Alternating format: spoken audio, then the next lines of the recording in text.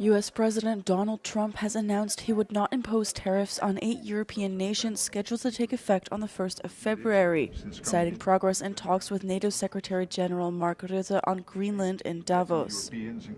Trump said the two leaders reached the framework of a future deal with respect to the Danish territory, adding that the potential agreement would benefit the U.S. and all NATO members. Well, the deal is going to be put out pretty soon, and we'll see. It's right now a little bit in progress, but pretty far along. It gets us everything we needed to get. Trump offered few details on the contents of the deal and did not specify how it would affect his ambition to eventually acquire Greenland.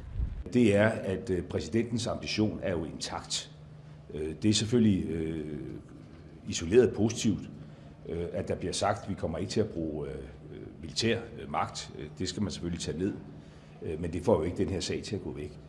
Fordi det bliver udtrykt jo meget, meget, meget klart, at det er bedre at eje end at leje, og at Danmark ikke kan passe på Grønland.